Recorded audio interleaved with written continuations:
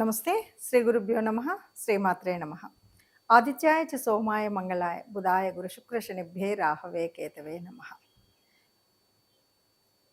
పంచగ్రహ కూటమి ఇది ప్రస్తుతం మనం ఎక్కడ విన్నా, ఎక్కడ మనం చూస్తున్నా ఈ మాట వినబడుతూ ఉంది. పంచగ్రహ కూటమి అంటే ఏంటి? 5 గ్రహాలు ఒక చోట ఉండడం. మరి ఈ 5 గ్రహాలు ఎప్పుడు లేవా? ఎందుకీ సందేహాలు? ఎందుకు ఇంతమంది ఇన్ని రకాలుగా చెప్తున్నారు? ఇది ఆలోచిస్తే పంచగ్రహ కూటమి అనేది ఎప్పుడూ వస్తూనే ఉంటుంది. ఎక్కడైతే ఎప్పుడైతే ఏదో ఒక రాశిలో 5 గ్రహాలు, ఎందుకంటే చంద్రుడు రెగ్యులర్‌గా 2:30 రోజులకు ఒకసారి మారుతూ ఉంటాడు కాబట్టి ఎక్కడో ఒక చోట ఈ 5 గ్రహాలు కలవడం అనేది కనిపిస్తుంది. అంతకుముందు మనం మకర రాశిలో కూడా చూసాం. అయినా మరి ఇప్పుడు ఎక్కడ చూసినా ఈ పంచగ్రహ కూటమి రాబోతుంది. దీనివల్ల నష్టాలున్నాయి, కష్టాలున్నాయని చాలామంది మనం వింటూ ఉన్నాం. దానికి తోడుగా ప్రేక్షకులు కూడా రకరకాలైనటువంటి అనుమానాలు, నిజంగా అలా జరుగుతుందా, జరగదా అని. ఎప్పుడైనా సరే 5 గ్రహాలు ఒక్క చోట ఉన్నాయి అన్నప్పుడు పెద్ద మార్పు కనపడకపోవచ్చు. కానీ అందులో ఇలా ప్రత్యేకించి చెప్పుకోవడానికి కారణాలు కొన్ని ఉంటాయి. ఏంటి అంటే ఇప్పుడు రవి, కుజుడు, రాహు ఇలాంటి గ్రహాలు కలవడం అనేటువంటిది కొద్దిగా ఇబ్బందికరమైనవే. ఇలా ఉన్నప్పుడు ప్రత్యేకించి ఈ పంచగ్రహ కూటమి వల్ల ఇబ్బందులు కలుగుతాయి అని, లేకపోతే ఏదో ఒక మార్పు ఉంటుంది. ఇబ్బందులు అంటే అంటే ఒక కొత్త రకమైన మార్పు ఉంటుంది. అది ఉంది అంటే అది మంచిదా, చెడుదా? మంచిది కావచ్చు, చెడుది కావచ్చు. ఏదో ఒక మార్పు అయితే ఉంటుంది అని చెప్పేటువంటి తత్వం. మరి ఇది ఎప్పుడు జరుగుతుంది ఏమిటి అంటే ఫిబ్రవరి మరి అమావాస్య నుండి 3 రోజులు అంటే 17, 18, 19 ఈ 3 రోజులు కూడా మనకి పంచగ్రహ కూటమి ఉంటుంది. ఈ పంచగ్రహం 3 రోజులే ఉంటుంది కదా, తర్వాత ఉండదు కదా అంటే ఈ 3 రోజుల తర్వాత వచ్చేటువంటి కాలంలో కూడా ఈ గ్రహం ఒకచోట ఉన్నందువల్ల వచ్చేటువంటి ఫలితాలు చాలా ఉంటాయి. ఆ ఫలితాలు ఉండడం వల్ల మనకు అనేక రకాలైనటువంటి మార్పులు ఉంటాయి. అమావాస్య నుండి 3 రోజులు కూడా మనకి పంచగ్రహ కూటమి ఉంటుంది. ఈ పంచగ్రహ కూటమి ఒక్కొక్కసారి మనకు కొన్ని రకాలైనవి ఏంటి అంటే ఇందులో ముఖ్యంగా రవి, శనులు వీళ్ళిద్దరు కూడా సమసప్తకాల్లో ఉండడం అనేటువంటిది ఇదొక కొంత మార్పు. దీనివల్ల మంచి మార్పు ఉందా, చెడు మార్పు ఉందా అంటే కొంతమందికి మంచి మార్పు అనిపిస్తుంది, కొంతమందికి చెడుగా ఉంటుంది. ఇది కూడా ఇప్పుడు జరిగింది ఎట్లాంటిది అంటే వాయుతత్వ రాశిలో జరిగింది.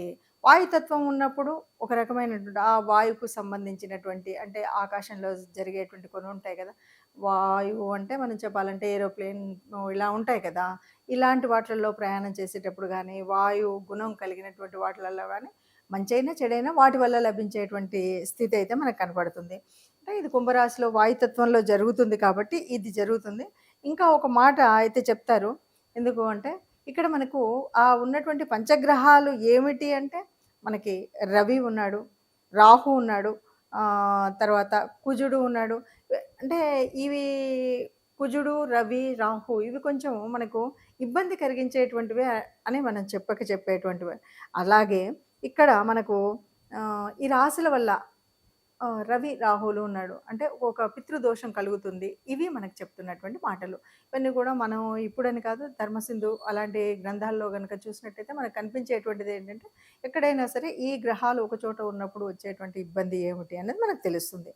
సరే, ఇది ఏది ఏమైనా ఇది ఒకేసారి ఒకే చోట ఒకేలాగా ఉంటుందా? ఇది అన్ని రాశులకు, ద్వాదశ రాశులకు ఒకేలాగా ఉంటుందా అంటే ఇది ఒక్కొక్క రాశికి ఒక్కొక్క లాగా కనిపిస్తుంది. అందులో కొన్ని బాగా మంచిగా అనిపించేవి ఉండొచ్చు, అంటే చాలా బాగుంది ఈ టైంలో మాకు అనేలాగా ఉండొచ్చు.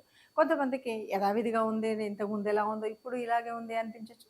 మరికొంతమందికి చాలా కష్టతరంగా, క్లిష్టతరంగా ఉంది అన్నట్టుగా ఉండొచ్చు.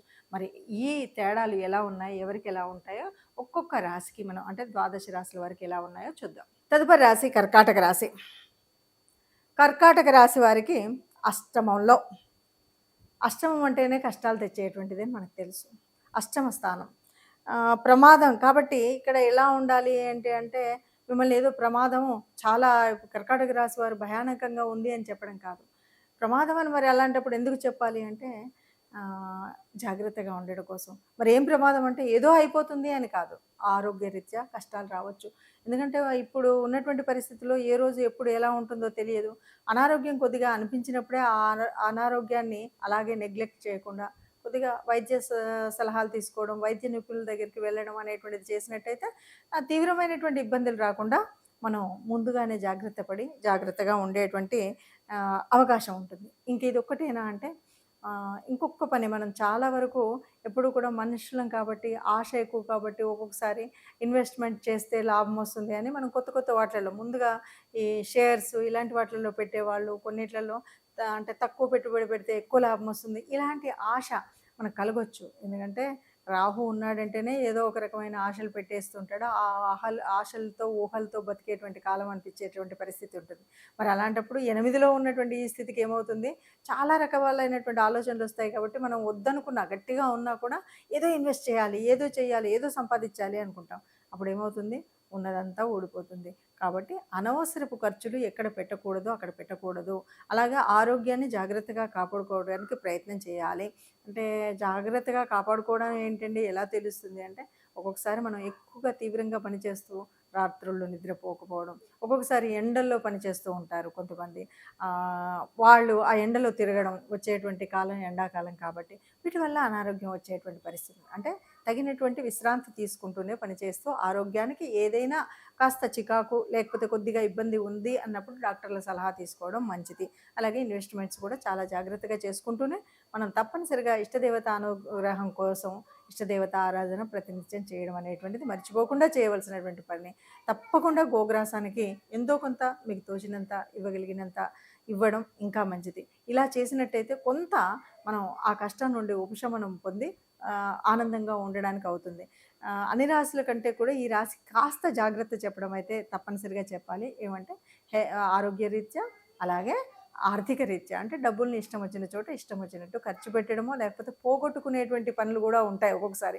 ఎవరినో నమ్ముతాం, ఎవడు పడితే వాడిని నమ్మేసి ఏదో ఒకటి పెట్టుబడని ఎక్కడో ఇవ్వడం అని ఇలాంటివి మాత్రం చేయకుండా ఈ 3 నెలలు జాగ్రత్తగా ఉన్నట్టయితే మీ ఆరోగ్యం మీ డబ్బు జాగ్రత్తగా ఉంటుందని చెప్పొచ్చండి. మరి ఇలా ఉన్నప్పుడు ఏదైనా కష్టం అనిపిస్తుందా, నష్టం అనిపిస్తుందా అంటే సహజంగానే మనకు జన్మజాతకంలో ఉన్నటువంటి గ్రహాల తీరు వేరున్నప్పుడు ఒకే చోట ఇలాగా కూటమిగా ఇన్ని గ్రహాలు ఉన్నప్పుడు ఉండేటువంటి తేడా ప్రతి చోట ఉంటుంది. అది జన్మలో ఉందా, సప్తమంలో ఉందా, అష్టమంలో ఉందా, షష్టమంలో ఉన్నదాన్ని బట్టి కొన్ని కొన్ని మార్పులు ఉండొచ్చు. ఇవి ఇలా ఇప్పుడున్నటువంటి గోచార రీత్యా ఇలా కనబడుతున్నప్పటికీ మన జన్మ గోచారంలో జన్మ జాతకంలో చక్కగా ఉన్నట్టయితే ఈ ఇబ్బంది ఏమీ కనిపించకపోవచ్చు. ఏది ఏమైనా మనం ఎందుకు చెప్పుకోవడం అంటే ముందు జాగ్రత్త కోసం చెప్పుకోవడం. అంటే ఈ సమయాల్లో ప్రయాణాలు చేయకుండా ఉండడం కోసం కానీ, లేదా పరిస్థితి ఇలా ఉంది కాబట్టి అనుకోకుండా వచ్చేటువంటి కష్టాలను తట్టుకోవడం కోసం ఆర్థికంగా కానీ, ఆరోగ్యరీత్యా కానీ వచ్చేటువంటి నష్టాలు అవి రాకుండా ఉండడం కోసం చేసేటువంటి ఫలితాన్ని మనం పొందేటువంటి ఫలితం కోసం చేసేటువంటి ప్రయత్నమే ముందుగా చెప్పుకోవడం. సరే, ఇప్పుడు మరి ఏ గ్రహానికైనా, ఏ రాశి వారికైనా ఏదైనా సరే మనకు కొంత ఉపశమనం అయితే ఉండాలి కదా!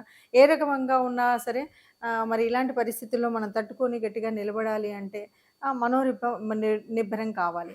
ముఖ్యంగా ఇక్కడ వాయుతత్వ రాశిలో జరుగుతున్నటువంటిది. అంటే మనకి ఇక్కడ ఏ రకమైనటువంటి దానికైనా మనం చేయాల్సినటువంటిది ఆరోగ్యరీత్యా తీసుకోవాల్సినటువంటి జాగ్రత్తల్లో చక్కగా అంటే యోగాలో మనం ఏదైతే ఉచ్ఛ్వాస నిశ్వాసాల ద్వారా అంటే గాలిని మనం తీసుకొని వదలడం అనేటువంటిది వాయుతత్వానికి సంబంధించినటువంటిది. దీనివల్ల ఆరోగ్యాన్ని సరిగ్గా నిలుపుకోవడానికి బాగుంటుంది అని చెప్పడం అనమాట.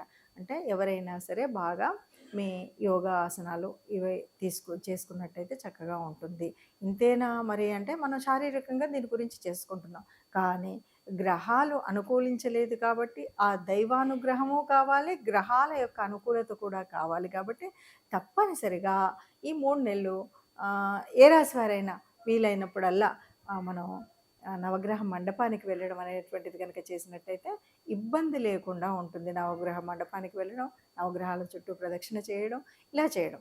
అలా కాదు, ఈ మధ్యకాలంలో మనకి ఏదైనా పండుగ వచ్చినప్పుడు శివరాత్రి వస్తుంది, లేదు శివరాత్రి దాటిపోయింది, ఈ మాసం అంతా ఉంది అనుకున్నప్పుడు కూడా అంటే ఈ మాసంలో మనం ఎప్పుడైనా ఆరాధించవచ్చు. కాబట్టి మనం చేయాల్సింది ఏమిటి అంటే ఏదైనా సరే దానం ధర్మం, ఈ దాన ధర్మాలు చేయడం, గోశాలకు వెళ్ళడం ఇలాంటివి చేసినట్టయితే మనకు అనుకున్నటువంటి అంటే తప్పనిసరిగా ఈ పంచగ్రహ కూటమి ఇలా ఉంది కాబట్టి నాకు సప్తమంలో ఉంది, నాకు అష్టమంలో ఉంది, దీనివల్ల ఈ నష్టం వస్తుంది, కష్టం వస్తుంది అనుకున్న వాళ్ళందరికీ కూడా ఏ ఇబ్బంది రాకుండా పెద్దగా లాభాలు లేకపోయినా ఇబ్బందిగా ఉన్నది అనేటువంటి రాసుల వారికి ఇబ్బంది లేకుండా ఉండడానికి తప్పనిసరిగా గోశాలకు వెళ్ళి గోగ్రాసం సమర్పించడం, మీ ఇష్టదేవత ఆరాధన చేయడం అనేటువంటిది కనుక చేసినట్టయితే ఏ కష్టం లేకుండా అందరం కూడా ఈ పంచగ్రహ కూటమిలో కూడా సుఖంగా, సంతోషంగా, ఆనందంగా, ఆరోగ్యంగా ఉంటారు.